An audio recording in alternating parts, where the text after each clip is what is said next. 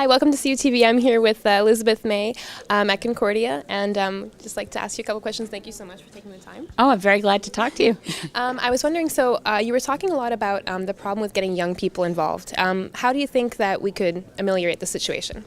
Well, it's not a criticism of a younger generation at all. I mean, when you look at the statistics, and a lot of people have done this research in public policy, young people are much more likely than my generation to be very engaged with non-government organizations, very engaged in movements. Certainly, Quebec youth are more engaged in movements, evidently, than some of the non-Quebec youth. So the challenge is to make the political process relevant to engaged, politically aware youth. And that requires, which I believe to be absolutely the case, proving to others that how you vote matters and that voting matters, and that we wouldn't get the kind of government we have now if even half the youth who chose not to vote had voted last time. We'd have a different government. We wouldn't have a conservative majority. We'd have better climate policies. So it's a matter of, it's not that there's something wrong with youth necessarily. The picture that's wrong is the irrelevancy of a political process and the fact that there's a deliberate effort from the spin doctors in the conservative war room to convince people that they know won't vote for them to not vote at all. Mm-hmm. So if you decide you're not going to vote, you've just rewarded the strategists who are working for Stephen Harper who do not want youth voting. So it's not really that young people are politically inactive, it's that there's not much confidence in the voting system, perhaps? Well, exactly. In the first past the post system, a lot of people can feel their vote doesn't count, so there's a sense that the vote isn't effective. Mm-hmm. And then there's the general sense, if you watch Question Period and you think, well, these guys are just acting like idiots, then you don't feel like, I want my own idiot in there. You have to recognize, look, we could actually fix this system if we had, for instance, get out and vote Green. Mm-hmm. You may not get a Green elected in your own riding, but at least you know you've made a statement. You've said something clear with your ballot. Or get out, if you think the vote's going to be close between parties that you like or don't like, get out and vote for who you think will be the best MP. Or, to the Assemblée Nationale. Voting really matters. And that's something that, we talk about voter suppression techniques like robocalls. Making Parliament unpleasant, making politics hyper-partisan is also part and parcel of voter suppression because they do not want, I promise you, the Conservatives do not want youth voting. There's a reason a Conservative worker ran into the University of Guelph and tried to steal the ballot box on the special vote in the election in 2011. They do not want youth voting. I was unaware of that, so if you forgive me. Yes, the returning officer managed to stop him, and those ballots were counted. The Conservative Party objected to the returning officer at Guelph allowing there to be a special voting day so that youth would have a chance to vote, even though it was in the middle of exams with a May 2nd election.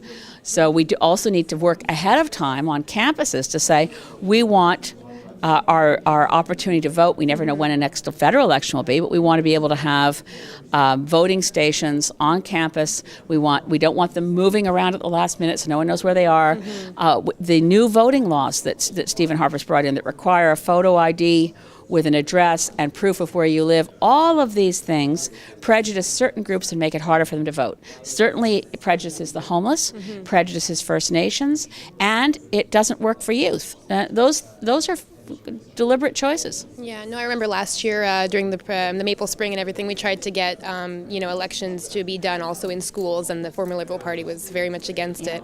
So I also wanted to ask you what you think about, you were talking earlier about the media and the impression that it gives to Canadians about, the environment, about the politicians and all these things. Well, our news media, compared to 30, 40 years ago, is owned by a handful of people. And that handful, if you look at the Globe and Mail and CTV are both owned by Bell Media. Mm-hmm. And Bell Media is a corporation whose primary purpose is profits and not dissemination of news or public information. Not they're a bad company, but they're going to be looking at their bottom line, and their bottom line may be better with Stephen Harper. Certainly the policies and the way that the news is covered is affected by the owner's views. Global is owned by Shaw. The Post Media, 43 newspapers across Canada, are all owned by one person, one corporation. And the French language media, with the exception of a great paper like Le Devoir, we have you have a very small number of corporations controlling everything Canadians receive in terms of news. And newsrooms are way smaller than they used to be. There's fewer reporters, smaller budgets. They're not running out. They don't have specialized environment reporters the way they used to in the early 90s, late 80s, early 90s. Every newspaper, every TV network had a reporter who was an expert on environmental issues and covered them as an expert. Those people aren't there anymore because the budgets are tighter. So we need a lot of citizen awareness to demand better from mainstream media. I know a lot of people just reject it and go online to find their news.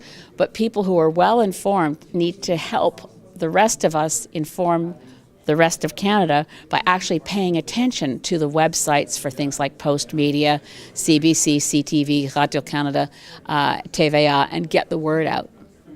The Green Party was responsible for a lot of the amendments to Bill 38. So I was just wondering where you think this is headed with the Idle No More movement. I mean, can we be optimistic or? Well, we need to. I'm optimistic about Idle No More because it's something as was the student movement here in Quebec. The more that Canadians, as citizens, shake off apathy and get engaged in citizen action, the better off we all will be. So I'm encouraged by that. In terms of what happens, as long as Stephen Harper is Prime Minister, we will see the strategy in Parliament of might makes right, and bills will be pushed through. I'm afraid that the budget is coming down this week, and then I'm afraid there'll be another omnibus bill. This time I think we'll lose the Species at Risk Act. So we have to be prepared and we have to push back as hard as possible, but we need much more. If there were more demonstrations on the streets while we're working inside Parliament, it would help. All right, well, I know you have a lot to get to, so thank you very much. Thank you very much.